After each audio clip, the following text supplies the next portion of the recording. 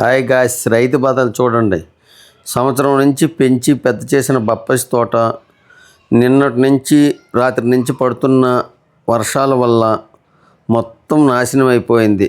మాది లోలు గ్రామం. మా బొప్పాయి తోట ఇది మొత్తం నాశనం అయిపోయి ఎంత నష్టపరిహారం అనేది ఎవరికి చెప్పుకోవడం లేము. మా ఏడుపు అనేది ఇంత లేదు అంత లేదు. భగవంతుడు రైతు కష్టం అనేది ఎప్పుడు తీర్చలేడు. ఏం చేయాలి ఏం అర్థం అవడం లేదు. రైతు అనేవాడు ఆత్మహత్య చేసుకోకపోతే ఏం చేసుకోవాలి? పెట్టిన పెట్టుబడి ఒక్క రూపాయి రావడం లేదు. ఎంత బాధగా ఉన్నదో ఏడాలి. అక్కడ పొలంలో కూర్చొని ఏడుపు వస్తుంది. ఏం చేయమంటారు మా పరిస్థితి?